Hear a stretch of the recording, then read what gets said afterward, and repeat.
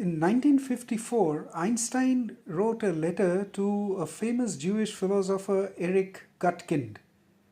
And this letter was auctioned sometime back in New York for a whopping 2.9 million US dollars. So, what was so special about this letter?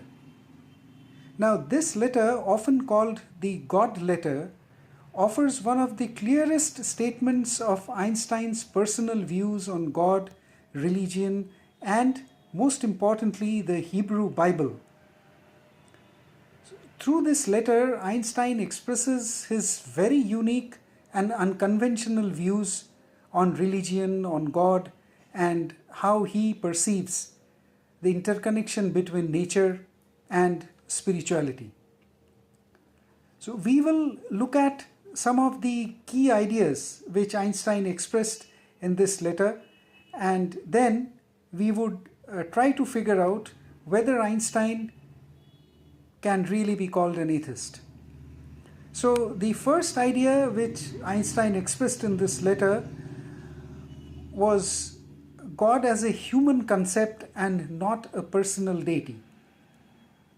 Einstein wrote in that letter that the word God was to him nothing more than the expression and product of human weaknesses. And he rejected the idea of a personal God who intervenes in the world or in human affairs. Now, from where did he get influenced? What actually enabled him to form this unique and unconventional idea about God? He was influenced by Spinoza's philosophy. And what is Spinoza's philosophy? We would see that a little later, but just in brief, in short, if I tell you what Spinoza's philosophy is, it's a sense of divine that is reflected in the lawful harmony of nature rather than in a supernatural being. The second key idea which Einstein expressed through that letter was he literally questioned the religious authority of the Bible. Now, this was very bold in view of that era where religious biasness was very much there and atheism was not treated with kindness. So, he went up to the extent of describing the Hebrew Bible as a collection of honorable but still primitive legends, emphasizing that he did not see it as a divinely inspired or possessing absolute truth. Could anything be bolder than this in those days? While he respected Jewish cultural identity, as he was a Jew himself, but he did not view Judaism or any other religion for that matter as uniquely chosen or superior. The third idea which he expressed there, he tried to identify religion with culture rather than a metaphysical truth. Einstein acknowledged his connection to Jewish heritage, that he was a Jew himself, but clarified that this was a cultural affinity and not a religious or theological belief. He rejected the notion of Jews as the chosen people, as they love to call themselves, calling such ideas as a product of human tribalism rather than divine will. Well, this coming from a Jew himself. The fourth idea is very interesting indeed, and through this, Einstein expresses the interconnection between cosmic and not personal yet spirituality, and how these three are interconnected to the realization of the Almighty, the God, as he perceived it.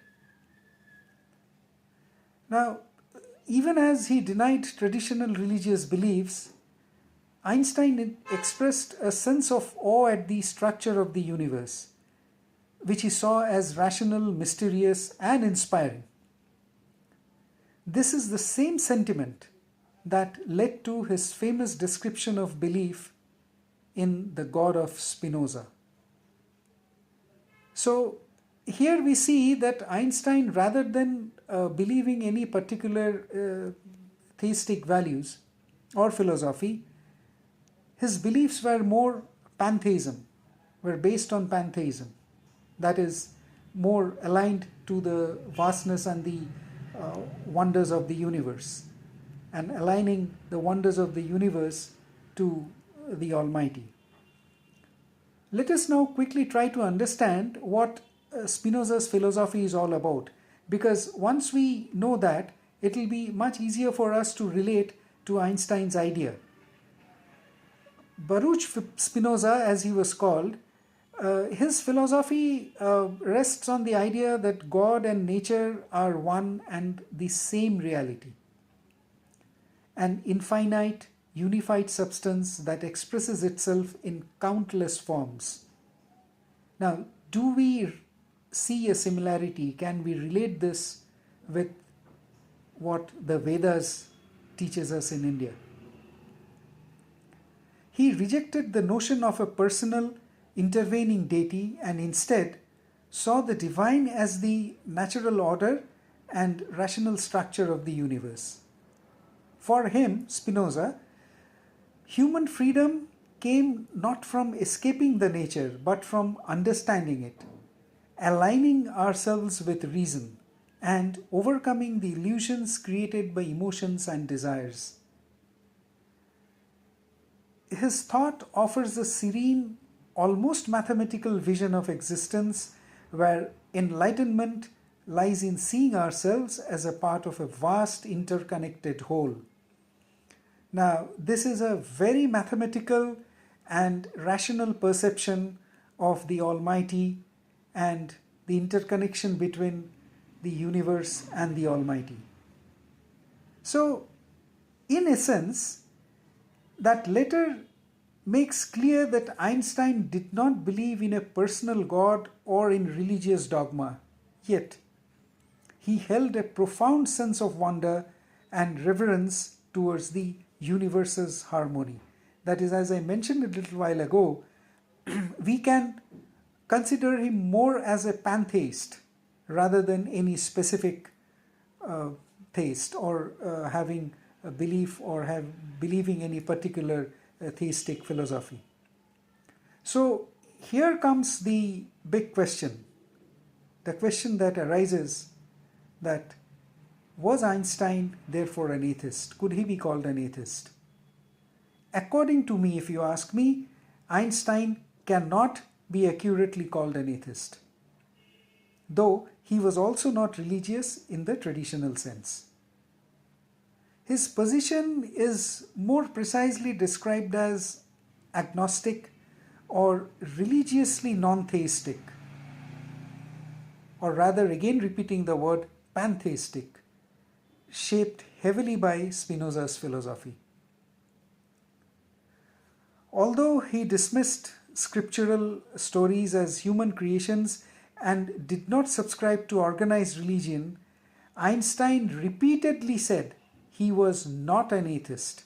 He did not like being called an atheist because atheism, according to him, implied certainty about questions beyond human understanding.